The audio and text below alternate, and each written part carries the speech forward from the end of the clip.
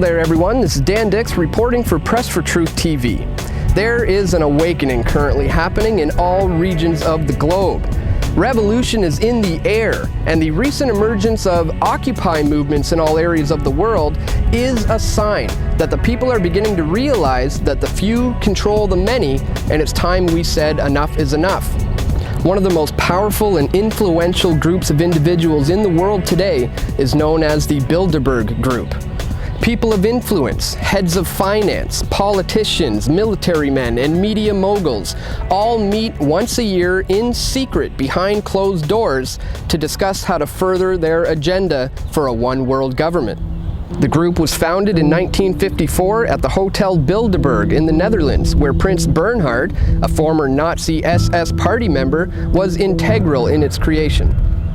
Since then, David Rockefeller, Henry Kissinger, and Queen Beatrix of the Netherlands have been highly involved.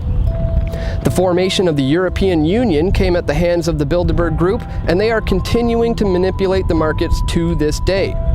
Canadian politicians play an important role as well.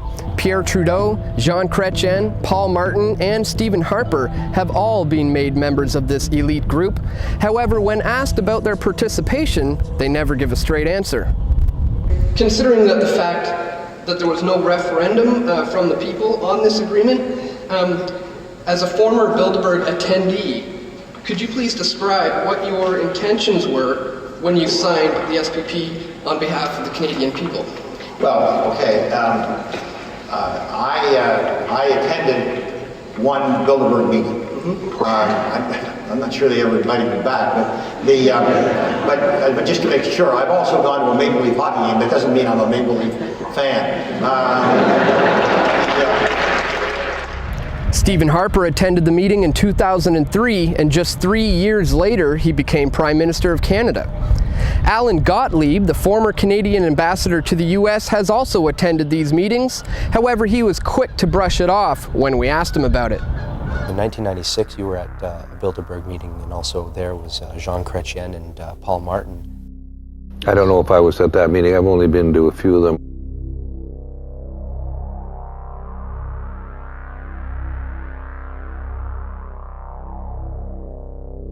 Bilderberg and Tralala are not really think tanks. They're simply individuals who get together who are from business, the political world, the media, others, and discuss ideas. And they influence each other through that. Their influence over the Canadian economy is undeniable when you consider that former members have included Edmund Clark, President and CEO of TD Bank, Gordon Nixon, President and CEO of the Royal Bank of Canada, Frank McKenna, Deputy Chairman of TD Bank Financial, and Mark Carney, Governor of the Bank of Canada. Their influence over the Canadian media becomes clear when you consider that former members have included Peter Mansbridge of the CBC and Heather Reisman, editor of Huffington Post Canada and CEO of Chapters in Indigo Books. Heather has also served as a governor of the Toronto Stock Exchange, and she's the founder of HESAG, an organization which funds what are known as lone soldiers in the Israeli army. As a member of the steering committee, Heather Reisman is integral in finding and inviting new recruits. The group maintains a strict policy of secrecy by trying to remain in the shadows and out of the spotlight. This was revealed by David Rockefeller when he said, quote, "We are grateful to the Washington Post, the New York Times, Time Magazine, and other great publications whose directors have attended our meetings and respected their promises of discretion for almost 40 years.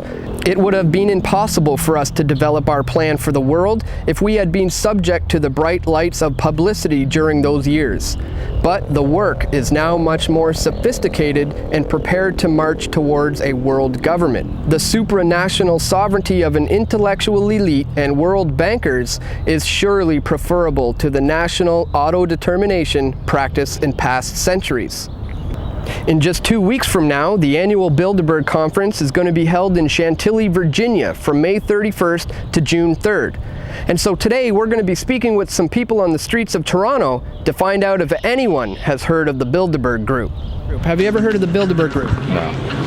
No, never. No, I haven't heard of that. I have not. Sounds kind of familiar, but I couldn't tell you what it was. No, never heard of them. The Build-A-Bird? Build-A-Bird? Bilderberg with a G, yeah. No. Built like an iceberg? No, not quite. Well, what would you say if I told you it's a group of about 120 people on average who meet once a year? These are politicians, heads of media, military men, heads of finance. They meet once a year in secret, behind closed doors, discussing foreign policy. What would you think? What would I think? Yeah. Do you think that's a good thing, a bad thing? Do you agree with it, disagree? Is there anything wrong with some of the most powerful and influential people in the world meeting behind closed doors and discussing things in secret? Not really, no. I mean, those people only have the power that we give them, you know? So I just tend not to recognize their power and just to, like, pretend they don't exist, because for all intents and purposes, they don't in my world. Like, no matter how much harm they do or how much good they think they do, like, I really couldn't care less. I really don't give any knowledge or time towards those rumors or those foreign conspiracies, I don't really know anything about politics or business. Yeah, I feel like it's something we should know about because it sounds kind of important. Isn't that like some like Illuminati stuff kind of deal? Like Illuminati, apparently. I think I watched some documentary on the Illuminati, maybe? Does that have anything to do with it? Yes, it does. Okay, yeah. I have heard of it. It's like it's a secret organization that secretly runs the world, kind of, right?